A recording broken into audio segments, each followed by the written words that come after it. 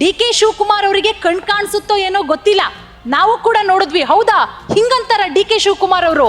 ಇಲ್ಲಿರೋರು ಯಾರು ರೈತರೇ ಅಲ್ವಾ? ಹಂಗಾದ್ರೆ ಇಷ್ಟು ವರ್ಷ ಅವ್ರು ಏನ್ ಮಾಡ್ತಾ ಇದ್ದಾರೆ? ಎಲ್ಲ IT-BT ಕಂಪ್ನಿಲಿ ವರ್ಕ್ ಮಾಡ್ತಿದ್ದಾರೆ ಅವ್ರ ಮಕ್ಳುಗಳು. ಹಂಗಾದ್ರೆ ಜೀವನಕ್ಕೆ ಏನ್ ಮಾಡ್ಕೊಂಡಿದ್ದಾರೆ ನೋಡೇ ಬಿಡೋಣ ಅಂತ ಸ್ಪೀಡ್ ನ್ಯೂಸ್ ವಾಹಿನಿ ಕೂಡ ನಾವು ಬಂದು ಸುಮಾರು 4-5 ದಿನಗಳ ಕಾಲ ಇಲ್ಲಿ ಅಬ್ಸರ್ವ್ ಮಾಡಿದ್ವಿ.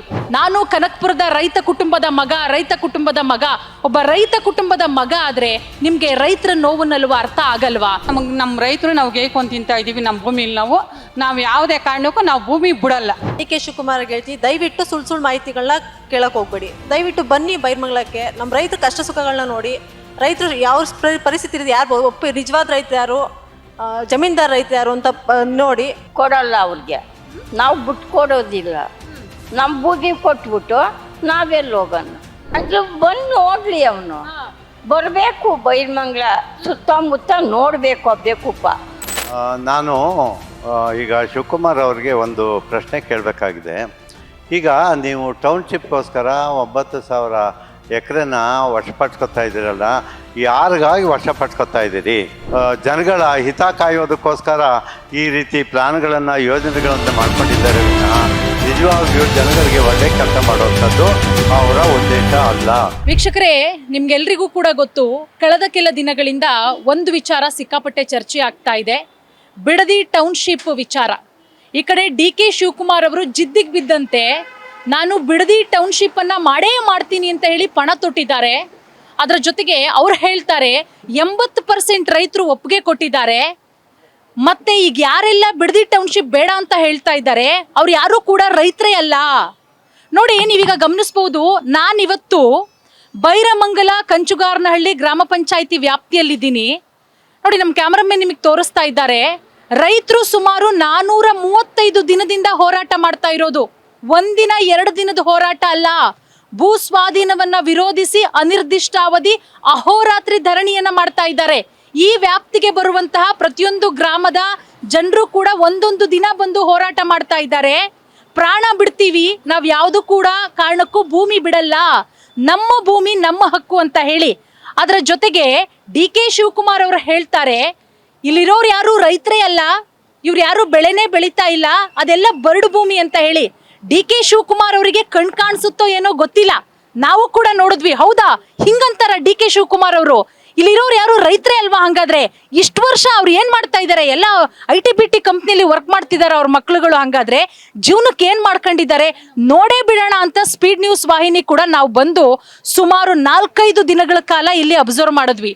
ರೈತರು ಏನ್ ಬೆಳೆ ಬೆಳೀತಾರೆ, ಹೆಂಗ್ ಜೀವನ ಮಾಡ್ತಿದ್ದಾರೆ, ತಲತಲಾಂತರಗಳಿಂದ ಅವ್ರ ತಾತ ಮುತ್ತಾತಗಳು ಮಾಡಿರುವಂತಹ ಆಸ್ತಿ ಈಗ ಬಂದು ನಾವು ನಿಮಗೆ 2 ಕೋಟಿ ಕೊಡ್ತೀವಿ, 3 ಕೋಟಿ ಕೊಡ್ತೀವಿ ಅಂತ ಆಮಿಷ ಒಡ್ಡಿದ್ರೆ ಅಷ್ಟು ಈಸಿಯಾಗಿ ಬಿಟ್ಬಿಡ್ತಾರ?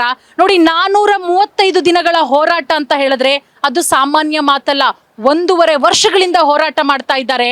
ಅದ್ರ ಜೊತೆಗೆ ನೋಡಿ, ಸುಮಾರು 9,600 ಎಕರೆ ಫಲವತ್ತಾದಂತಹ ಭೂಮಿ ರೈತರು ಯಾರೂ ಕೂಡ ಒಪ್ಪಿಗೆ ಕೊಟ್ಟಿಲ್ಲ. DK ಶಿವಕುಮಾರ್ ಅವರೇ ಗಮನಿಸಿ, ನೀವು ಇಲ್ಲಿ ಬಂದು ರೈತರೊಟ್ಟಿಗೆ ಮಾತಾಡಿದಾಗ ಅವ್ರ ಸಮಸ್ಯೆ ಏನು ಅಂತ ಗೊತ್ತಾಗುತ್ತೆ. ಅದರ ಜೊತೆಗೆ ತಿಂಗಳಿಗೆ ಏನಿಲ್ಲ ಅಂದ್ರೂ 6 ಲಕ್ಷ ಲೀಟರ್ ಹಾಲು ಉತ್ಪಾದನೆ ಹಳ್ಳಿಗಾಡಲ್ಲಿ ಹಾಲು ಉತ್ಪಾದನೆ ಮಾಡಿ ಒಬ್ಬ ಹೆಣ್ಣುಮಗಳು ಸ್ವಾವಲಂಬಿಯಾಗಿ ಯಾವ ರೀತಿ ಜೀವನ ಮಾಡ್ತಾ ಇದ್ದಾಳೆ ನಿಮ್ಮೆಲ್ರಿಗೂ ಕೂಡ ಗೊತ್ತು. ನೀವು ಹೇಳ್ತೀರಾ, ನಾನು ಕನಕಪುರದ ರೈತ ಕುಟುಂಬದ ಮಗ, ಒಬ್ಬ ರೈತ ಕುಟುಂಬದ ಮಗ ಆದ್ರೆ ನಿಮ್ಗೆ ರೈತರ ನೋವನ್ನಲ್ವಾ ಅರ್ಥ ಆಗಲ್ವಾ? ಬನ್ನಿ, ರೈತ ಹೋರಾಟಗಾರರಿದ್ದಾರೆ, ರೈತ ಮಹಿಳೆಯರಿದ್ದಾರೆ, ಸಾಕಷ್ಟು ತಂದೆ ಅಂದಿದ್ದಾರೆ, ತಾಯಿ ಅಂದಿದ್ದಾರೆ. ಅವ್ರನ್ನ ಮಾತನಾಡಿಸ್ತಾ ಹೋಗೋಣ. ಅಮ್ಮ, ನಿಮ್ದು ಯಾವ ಊರು? ಇಲ್ಲಿ ನಾವು ಬೈರ್ಮಂಗ್ಲ ಹೊಸರವರು. ನಾವು ಹಸುಗಳು ಮಡಿಕೊಂಡಿದ್ದೀವಿ. ತೆಂಗಿನ ಮರಗಳಿವೆ, ಪರಂಗಿ ಮರಗಳಿವೆ, ರೇಷ್ಮೆ ಹುಳ ಮಡಗ್ತೀವಿ. ನಾವೆಲ್ಲ ಅನುಕೂಲವಾಗಿ ನೆಮ್ಮದಿಯಾಗಿದ್ದೀವಿ. ನಮ್ಮ ಜಮೀನು ಒಂದು ಬಿಟ್ರೆ ನಾವು ಇನ್ನೂ ನೆಮ್ಮದಿಯಾಗಿರ್ತೀವಿ. ಎಷ್ಟು ಎಕರೆ ಇದೆ ನಿಮಗೆ ಜಮೀನು? ನಮ್ಗೆ 6 ಎಕರೆ ಅದೇ. 6 ಎಕರೆ ಜಮೀನು. ಈಗ DK ಶಿವಕುಮಾರ್ ಅವ್ರು ಹೇಳ್ತವ್ರೆ 80% ಒಪ್ಕೊಂಡವ್ರೆ, ಇನ್ನು ಉಳ್ದಿರೋರು ಯಾರು ಹೇಳ್ತವ್ರೆ ಅವ್ರು ಯಾರು ರೈತರೇ ಅಲ್ಲ ಅಂತ. ಏನ್ ಹೇಳ್ತೀರಾ? ಯಾರು ಒಪ್ಕೊಳ್ಳಿಲ್ಲ. ನಾವು ರೈತರಾಗಿ ನಾವು ಯಾರು ಒಪ್ಕೊಳ್ಳಿಲ್ಲ ಕಣಮ್ಮ. ನಾವು ಆ ಸುದ್ದಿಗೆ ಹೋಗ್ಲಿಲ್ಲ. ನಾವು ಯಾವ ರೈತರು ನಾವು ಯಾವ ನಮ್ಮ ಹತ್ರಕ್ಕೆ ಯಾರು ಬಂದು ನಿಮ್ಮ ಜಮೀನು ಕೊಡಿ, ನಾವು ಮಾಡ್ಕೋತೀವಿ ಅಂತ ಯಾರು ಬಂದು ನಮ್ಮನ್ನ ಕೇಳಲಿಲ್ಲ. ಮತ್ತೆ ಅವತ್ತು ಅವ್ರು ಮೀಟಿಂಗ್ ಮಾಡಿದಾಗ ಹೋಗಿದ್ರಂತಲ್ಲ, ಅವ್ರು ಯಾರು ಹಂಗಾದ್ರೆ? ಯಾರು ಹೋಗಿದ್ರೋ ನಮಗೆ ಗೊತ್ತಿಲ್ಲ. ಅವ್ರು ಬೇಕಾಗಿದ್ರು ಹೋಗವ್ರೆ, ನಮಗೆ ಬೇಕಿಲ್ಲ. ನಮ್ಮ ರೈತರು ನಾವು ಗೇಯ್ಕೊಂಡು ತಿಂತಾ ಇದೀವಿ. ನಮ್ಮ ಭೂಮಿಲಿ ನಾವು ಯಾವುದೇ ಕಾರಣಕ್ಕೂ ನಾವು ಭೂಮಿ ಬಿಡಲ್ಲ. ಅಮ್ಮ ನೀವು ಎಷ್ಟು ವರ್ಷದಿಂದ ಹೋರಾಟ ಮಾಡ್ತಾ ಇದ್ದೀರಾ? ನಾವು ಒಂದು ವರ್ಷದ ಮೇಲೆ 5 ತಿಂಗಳಾಯ್ತು ಮೇಡಮ್ ಹೋರಾಟ ಮಾಡಿ ಸ್ಟಾರ್ಟ್ ಮಾಡಿ. ಏನ್ ಹೇಳ್ತೀರಾ D K Shivakumar? D K Shivakumar ಹೇಳ್ತೀವಿ, ದಯವಿಟ್ಟು ಸುಳ್ಳು ಮಾಹಿತಿಗಳನ್ನ ಕೇಳಕ್ ಹೋಗ್ಬೇಡಿ. ದಯವಿಟ್ಟು ಬನ್ನಿ ಬೈರ್ಮಂಗ್ಲಕ್ಕೆ, ನಮ್ಮ ರೈತರ ಕಷ್ಟ ಸುಖಗಳನ್ನ ನೋಡಿ. ರೈತರು ಯಾವ ಪರಿಸ್ಥಿತಿ ಇದೆ, ಯಾರು ನಿಜವಾದ ರೈತ ಯಾರು, ಜಮೀನ್ದಾರ ರೈತ ಯಾರು ಅಂತ ನೋಡಿ ನಾನು ಹೈನುಗಾರಿಕೆ ಮಾಡ್ಕೊಂಡಿದ್ದೀನಿ. ಎಷ್ಟು ಲೀಟರ್ ಹಾಲು ಹಾಕ್ತೀರಾ? ಎಷ್ಟು ಹಸು ಸಾಕೊಂಡಿದ್ದೀರಾ? ಅದು ತಸ್ಕೊಳ್ಳಿದೆ ಮೇಡಮ್. ಮೊನ್ನೆ ಡಿ ಕೆ ಸುರೇಶ್ ಅವರು ಪ್ರೋತ್ಸಾಹ ಧನ ಅಂತ ಕೊಟ್ಟರು ನಮಗೆ, ಹೆಚ್ಚಿಗೆ ಎಷ್ಟು ಹಾಲು ಹಾಕಿದ್ರೆ ಅಂತ. ವರ್ಷದಲ್ಲಿ 22,000 ಲೀಟರ್ ಹಾಲು ಹಾಕಿದ್ದೀನಿ, 22,000 ಅಮೌಂಟ್ ಹಾಕಿದ್ದಾರೆ. ಅದು ಪ್ರೂಫ್ ನಮ್ಮ ಹತ್ರ ಇದೆ. ರೈತರೆಲ್ಲ ಅಂತಂದ್ರೆ ಹೆಂಗ್ರಿ ಹಾಲು ಹಾಕಕ್ಕಾಗುತ್ತೆ ಹೇಳಿ? ಅಲ್ಲ, ರೈತರು ಈಗ ನೀವ್ ಹೇಳಿದ್ರಿ 10 ಹಸ ಮಡಿಕೊಂಡಿದ್ದೀನಿ ಅಂತ ಹೇಳಿ, 10 ಹಸುಗೆ ದಿನ ಹುಲ್ಲು ಹಾಕ್ಬೇಕು, ಹಸು ಮೇಯಿಸ್ಬೇಕು. ಎಲ್ಲಿ ಮೇಯ್ಸಕ್ಕಾಗತ್ತೆ? ಮನೇಲೆ ಕಟ್ ಮೇಯ್ಸಕ್ಕಾಗತ್ತಾ? ಇಲ್ಲ ಮೇಡಮ್, ಜಮೀನ್ ಇರತ್ತಾನೆ ಮೇಯ್ಸಕ್ಕಾಗೋದು. ಈ ಹೋರಾಟ ಅಂತ ಬಂದು ನಾವು ಈ ಹಸ್ಗಳು ನೋಡ್ಕೊಂಡು ಈ ಹೋರಾಟ ನಮ್ಮ ಭೂಮಿಗೋಸ್ಕರ ಇಷ್ಟು ಹೋರಾಟ ಮಾಡ್ತಿದ್ವಿ. ಬಂದು ನೋಡ್ಲಿ ನಮ್ಮ ರೈತರ ಕಷ್ಟ ಸುಖ ಏನಿದೆ ಅಂತ. ಇಬ್ರು ಹೆಣ್ಮಕ್ಳಿದ್ದಾರೆ, ಇಬ್ರು ಹೆಣ್ಮಕ್ಳನ್ನ ಓದಿಸ್ಕೊಂಡು ನಾವು ಜೀವನ ಮಾಡ್ತಿದ್ವಿ. ಈ ಭೂಮಿ ಕಿತ್ಕೊಬಿಟ್ಟು ನಾವು ಎಲ್ಲೋಗಿ ಜೀವನ ಮಾಡೋಣ? ಅಡುಗೆ ಕೆಲಸ ಮಾಡ್ತೀವಿ, ವ್ಯವಸಾಯ ಮಾಡ್ತಾರೆ, ಅಡುಗೆ ಕೆಲ್ಸಕ್ಕೆ ಹೋಗ್ತಾರೆ. ಅಜ್ಜಿ ನಿಮ್ದು ಯಾವ ರಜೆ? ನಮ್ದು ಇದೇ ಊರು. ನೋಡಿ, ಈ ಬಿಸಿಲಲ್ಲಿ ಇದ್ರಲ್ಲಿ ನಿಮ್ ವಯಸ್ಸು ಎಷ್ಟು ಆದ್ರೂ ನೀವು ನಮ್ಮ ಮೊಮ್ಮಕ್ಳಿಗೆ ಹೆಲ್ಪ್ ಆಗ್ಲಿ, ನಮ್ಮ ಮಕ್ಳು ಇರ್ಲಿ ಚೆನ್ನಾಗಿ ಅಂತೇಳಿ ಹೋರಾಟಕ್ಕೆ ಬಂದಿದ್ದೀರಾ.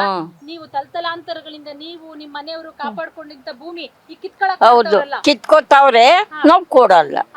ಏನ್ ಹೇಳ್ತೀರಾ ಡಿ ಕೆ ಶಿವಕುಮಾರ್ ಅವ್ರಿಗೆ? ಕೊಡಲ್ಲ ಅವ್ರಿಗೆ, ನಾವು ಬಿಟ್ಟು ಕೊಡೋದಿಲ್ಲ. ನಮ್ ಬೂದಿ ಕೊಟ್ಬಿಟ್ಟು ನಾವೆಲ್ಲಿ ಹೋಗೋಣ? ಅವ್ರು ನಿಮ್ದು ಐತೆ ಒಂದ್ 3 ಎಕರೆ. 3 ಎಕರೆ ಏನ್ ಬೆಳಿತೀರಾ? ತೆಂಗು ಐತೆ, ತೆಂಗಿದ್ಯಾ? ಮತ್ತೆ ಯಾವ್ದು ಜೋಳ. ಎಲ್ಲ ಬರೀ ಬಂಜರು ಭೂಮಿ ಅಂತ ಅದು ಬಂದು ನೋಡ್ಲಿ, ಅವನು ಬರ್ಬೇಕು. ಬೈರ್ಮಂಗ್ಲ ಸುತ್ತಮುತ್ತ ನೋಡ್ಬೇಕು, ಬೇಕುಪ್ಪ. ಬರಕ್ ತಾಕತ್ತಿಲ್ಲ, ಅಲ್ಲಿ ಹೇಳ್ಕೋಬಹುದು. ಏನೋ 2 ಕೋಟಿ ಕೊಡ್ತೀವಿ, 3 ಕೋಟಿ ಕೊಡ್ತೀವಿ, ಇಸ್ಕೊಬಿಟ್ಟು ಸುಮ್ನಾಗ್ಬೇಕು ತಾನೇ ನೀವು? ಬ್ಯಾಡಿ, ನಮಗ್ ಬ್ಯಾಡಿ. ನಮ್ಗೇಂತಿಕೆ ಅವ್ನ ದುಡ್ಡು ಅವನೇ ಮಡಿಕೊಳ್ಳಿ, ನಮ್ ಭೂಮಿ ಉಳಿಲಿ. ಮಾಡೇ ಮಾಡ್ತೀನಿ ನಾನು ಅಂತಿದ್ದಾರೆ. ಮಾಡ್ಕೊಳ್ಳಿ, ನಾವ್ ಪ್ರಾಣ ಹೋದ್ರು ಭೂಮಿ ಕೊಡಲ್ಲ. ನೋಡಿ, ಹೇಳ್ತಾ ಇದ್ದಾರೆ ನಮ್ ಪ್ರಾಣ ಹೋದ್ರು ಭೂಮಿ ಕೊಡಲ್ಲ. ಬರ್ಲಿ ಡಿ ಕೆ ಶಿವಕುಮಾರ್ ಅವರು, ಇಲ್ಲಿ ನೋಡ್ಲಿ ಇದು ಬಂಜರು ಭೂಮಿನ ಅಥವಾ ಚಿನ್ನದ ಭೂಮಿನ ಅನ್ನೋದು ಗೊತ್ತಾಗತ್ತೆ ಅಂತ ಹೇಳಿ. ಅದರ ಜೊತೆಗೆ ಸಾಕಷ್ಟು ಹೋರಾಟಗಾರರು KRS ಪಕ್ಷದ ವತಿಯಿಂದನೂ ಕೂಡ ರೈತರಿಗೆ ಬೆಂಬಲವಾಗಿ ನಿಂತಿದ್ದಾರೆ, ರೈತರ ಜೊತೆಗೆ ನಿಂತಿದ್ದಾರೆ KRS ಪಕ್ಷದವರು ಕೂಡ. ಈಗ ಸರಿದ್ದಾರೆ ಸರ್. ನಾನು ಜೋಗನಹಳ್ಳಿ ಗುರುಮೂರ್ತಿ, ಕವಿ, ಸಾಹಿತಿ ಮತ್ತು ಕರ್ನಾಟಕ ರಾಷ್ಟ್ರ ಸಮಿತಿ ಪಕ್ಷದ ರಾಜ್ಯ ಘಟಕದ ಅಧ್ಯಕ್ಷ. ನಾನು ಈಗ ಶಿವಕುಮಾರ್ ಅವ್ರಿಗೆ ಒಂದು ಪ್ರಶ್ನೆ ಕೇಳಬೇಕಾಗಿದೆ. ಈಗ ನೀವು ಟೌನ್ಶಿಪ್ಗೋಸ್ಕರ 9,000 ಎಕರೆನ ವಶಪಡಿಸ್ಕೊತಾ ಇದ್ದೀರಲ್ಲ, ಯಾರಿಗಾಗಿ ವಶಪಡಿಸ್ಕೊತಾ ಇದ್ದೀರಿ? ಯಾತಕ್ಕಾಗಿ ವಶಪಡಿಸ್ಕೊತಾ ಇದ್ದೀರಿ? ಈಗ ನೋಡಿ, ನಾನು 35-40 ವರ್ಷದಿಂದ ಸೂರ್ಯನಗರ ನೀವು ಆರಂಭ ಮಾಡಿದ್ರಲ್ಲ, ಅವತ್ತಿನ ಕಾಲದಿಂದ ಇದು ನೀವು ನಿವೇಶನ ಮಾಡಿದಿರಲ್ಲ, ಆ ಕೊಂಡ್ಕೊಂಡವರು ಎಷ್ಟು ಪ್ರಮಾಣದಲ್ಲಿ ಮನೆಗಳನ್ನು ಕಟ್ಟಿ ಉಪಯೋಗಿಸ್ತಾ ಇದ್ದಾರೆ. ಅದರಲ್ಲಿ 30% ಕೂಡ ಇನ್ನೂ ಮನೆ ಕಟ್ಕೊಂಡಿಲ್ವಲ್ಲ. ಅಲ್ಲಿ ಅಷ್ಟೊಂದು ನಿವೇಶನಗಳು ಬಿದ್ದಿದ್ದೀವಲ್ಲ ಖಾಲಿ. ಅಂಥದ್ರಲ್ಲಿ ನಿಮ್ಗೆ ಯಾಕೆ ನಿವೇಶನಗಳನ್ನು ಹಂಚುವಂಥದ್ದು, ಟೌನನ್ನು ಹೊಸದಾಗಿ ನಿರ್ಮಾಣ ಮಾಡುವಂಥದ್ದು ಹಣೆ ಬರ ಏನಿದೆ ಅಂದರೆ, ಅವರು ಡಿ ಕೆ ಶಿವಕುಮಾರ್ ಅವರು ಸ್ವಂತದ ಮತ್ತು ಅವರ ಕೆಲವು ಬಂಡವಾಳಶಾಹಿ ಮತ್ತು ರಿಯಲ್ ಎಸ್ಟೇಟ್ ಜನಗಳ ಹಿತ ಕಾಯೋದಕ್ಕೋಸ್ಕರ ಈ ರೀತಿ ಪ್ಲ್ಯಾನ್ಗಳನ್ನು, ಯೋಜನೆಗಳನ್ನು ಮಾಡ್ಕೊಂಡಿದ್ದಾರೆ ವಿನಃ ನಿಜವಾಗಿಯೂ ಜನಗಳಿಗೆ ಒಳ್ಳೆಯ ಕೆಲಸ ಮಾಡುವಂಥದ್ದು ಅವರ ಉದ್ದೇಶ ಅಲ್ಲ. ಇದು ಪೂರ್ಣ ದುರುದ್ದೇಶಪೂರಿತವಾಗಿದೆ. ಆ ಏನೇನೋ ಯೋಜನೆಗಳು ನಮಗೆ ಎಷ್ಟು ಲಾಭ ತರ್ತವೆ ಅನ್ನೋ ರೀತಿಯಲ್ಲಿ ಯೋಜನೆಗಳನ್ನು ಹಾಕ್ಕೊಂಡು ಈ ರಾಜಕೀಯ ಪಕ್ಷಗಳು ಈ ರೀತಿ ಕೆಲಸಗಳನ್ನು ಮಾಡ್ತಿದ್ದಾವೆ ವಿನಃ ಜನಗಳ ಹಿತ ಕಾಯುವಂಥ ಯೋಜನೆಗಳನ್ನು ಇವತ್ತು ಏನೇನೂ ಮಾಡ್ತಾ ಇಲ್ಲ. ನಾವು ಇದನ್ನು ಸುಮಾರು 1.5 ವರ್ಷದಿಂದ ನಮ್ಮ ಪಕ್ಷದವರು ಚರ್ಚೆ ಮಾಡಿದ್ದೀವಿ. ಈಗ ನಮ್ಮ ಸುತ್ತಮುತ್ತ, ಬೆಂಗಳೂರು ಸುತ್ತಮುತ್ತ ಇದಲ್ಲದೇ ಇದರಲ್ಲಿ ನೋಡಿ, ಚನ್ನಪಟ್ಟಣದಲ್ಲಿ ಈಗ ಅಧಿಸೂಚನೆ ಹೊರಡಿಸಿ ಒಂದು ಭಾಗದಲ್ಲಿ ಅಧಿಸೂಚನೆಯನ್ನು ರದ್ದುಪಡಿಸೋರು, ಆದರೂ ಇನ್ನೂ ಕೂಡ ಉಳಿದ ಭಾಗದಲ್ಲಿ ಹಾಗೆ ಇದೆ. ಅದೇ ರೀತಿ ನಂದಗೂಡಿನಲ್ಲಿ ಹೋಬಳಿನಲ್ಲಿ 5,000 ಎಕರೆ ಜಮೀನನ್ನ ಅಧಿಸೂಚನೆ ಹೊರಡಿಸಾಗಿದೆ. ಅದೇ ರೀತಿಯಲ್ಲಿ ಜಡಗೇನಹಳ್ಳಿ, ಇದು ಹೊಸಕೋಟೆ ಹತ್ರ, ಅಲ್ಲಿ ಕೂಡ ಸುಮಾರು 5,000 ಎಕರೆ ಜಮೀನನ್ನ ರೈತರಿಂದ ಕಿತ್ಕೊಳ್ಳುವಂಥ ಯೋಜನೆಗಳನ್ನು ಹಾಕ್ಕೊಂಡಿದ್ದಾರೆ. ಮತ್ತು ಅಲ್ಲಲ್ಲೇ ಇನ್ನೂ ಬೇಕಾದಷ್ಟಿದೆ. ಇಲ್ಲೇ ಬಿಡದಿ ಹತ್ರ 1,000 ಎಕರೆ ಕಸ ಸುರಿಯೋದಕ್ಕೋಸ್ಕರ ಅಧಿಸೂಚನೆ ಹೊರಡಿಸಿ ಅದನ್ನು ವಶಪಡಿಸ್ಕೊತಾ ಇದ್ದಾರೆ. ಈಗ ಇಷ್ಟೊಂದು 1,000 ಎಕರೆ ತಗೊಳ್ತಿದ್ದಾರೆ. ಮತ್ತು ಇನ್ನು ವಿಮಾನ ನಿಲ್ದಾಣಕ್ಕೋಸ್ಕರನೂ ಕೂಡ 3,000 ಎಕರೆ ಬೇಕು ಅಂತ ಹೇಳ್ತಿದ್ದಾರೆ. ಇದೆಲ್ಲ ಯಾರಿಗೆ ಅಂದರೆ ಖಂಡಿತವಾಗಿ ಜನಹಿತ ಸಾಧನೆ ಮಾಡುವಂಥ ಕೆಲಸಕ್ಕಾಗಿ ಇವರು ಉಪಯುಕ್ತ ಇಲ್ಲ. ಇವರು ದುರುದ್ದೇಶಪೂರಿತವಾಗಿ ಮತ್ತು ಕೆಲವರ ಬಂಡವಾಳಶಾಹಿಗಳ ಮತ್ತು ಸ್ವಾರ್ಥ ರಾಜಕಾರಣಿಗಳ ಹಿತ ಸಾಧನೆಗೋಸ್ಕರ ಇವರು ಯೋಜನೆಗಳನ್ನು ರೂಪಿಸ್ತಿದ್ದಾರೆ. ಇದು ಅತ್ಯಂತ ಖಂಡನೀಯ. ಇದನ್ನು ಯಾವ ರೀತಿಯಲ್ಲೂ ಕೂಡ ಯಶಸ್ಸು ಮಾಡೋದಕ್ಕೆ ನಾವು ಬಿಟ್ಕೊಡೋದಿಲ್ಲ. KRS ಪಕ್ಷದವರು ಅಂತ ನಾವು ಕಟಿಬದ್ಧರಾಗಿ ಹೋರಾಟ ಮಾಡ್ತೇವೆ ಅಂತ ನಾನು ಈ ಸಂದರ್ಭದಲ್ಲಿ ಹೇಳ್ತಿದ್ದೇನೆ. ಇನ್ನು ಹಲವಾರು ರೀತಿಯಲ್ಲಿ ಬೆಂಗಳೂರಿನ ದುಸ್ಥಿತಿ ಬಗ್ಗೆ ಮಾತಾಡಬೇಕಾದ್ರೆ ಬೇಕಾದಷ್ಟು ಮಾತನ್ನು ಆಡಬೇಕಾಗಿದೆ ಎಂಬ ಅದನ್ನು ಇವತ್ತು ಈ ಸಂದರ್ಭದಲ್ಲಿ ವಿಪರೀತ ಆಗೋಗ್ತದೆ, ದೊಡ್ಡ ಪುರಾಣ ಆಗ್ತದೆ. ಇನ್ನೊಮ್ಮೆ ಅದನ್ನು ಪುಸ್ತಕನೇ ಬರೆದಿದ್ದೀನಿ ಆ ಬಗ್ಗೆ. ನಾನು ಕವಿ ಆಗಿದ್ದರಿಂದ ಅದೆಲ್ಲನೂ ಬರೆದಿದ್ದೀನಿ. ಯಾವ್ಯಾವ ರೀತಿ ಕುಡಿಯೋ ನೀರಿನ ಸಮಸ್ಯೆ ಇದೆ, ವಸತಿ ಸಮಸ್ಯೆ ಇದೆ, ರಸ್ತೆ ಸಮಸ್ಯೆ ಇದೆ, ಟ್ರಾಫಿಕ್ ಜಾಮ್ ಸಮಸ್ಯೆ ಇದೆ. ಆಮೇಲೆ ಇವತ್ತು ಆಮ್ಲಜನಕ ಗಾಂಧಿನಗರದಲ್ಲಿ 7% ಮಾತ್ರ ಆಮ್ಲಜನಕ ಇದೆ. 21 ಭಾಗ ಆಮ್ಲಜನಕ ಇರಬೇಕಾದಂಥ ಸಂದರ್ಭದಲ್ಲಿ 7 ಭಾಗ ಇದೆ. ಇದಕ್ಕೆ ರೋಗ ರುಜಿನಗಳಿಗೆ ಜನ ಬೇಗ ತುತ್ತಾಗ್ತಿದ್ದಾರೆ. ಕೇವಲ 1 ಕೋಟಿ ಅಂದರೆ 90 ಲಕ್ಷ ಜನ ಇಲ್ಲಿ ಇದ್ದಾರೆ ಬೆಂಗಳೂರಿನಲ್ಲಿ. ಸುಮಾರು 10-12 ಲಕ್ಷ ಜನ ಪ್ರತಿನಿತ್ಯ ಹೋಗಿ ಬರೋದು. ಫ್ಲೋಟಿಂಗ್ ಪಾಪ್ಯುಲೇಷನ್ ಇದೆ. 1 ಕೋಟಿ ಜನ ನಿರ್ವಹಣೆ ಮಾಡೋದಕ್ಕೆ ಇವ್ರಿಗೆ ಸಾಧ್ಯ ಆಗೋದಿಲ್ಲ.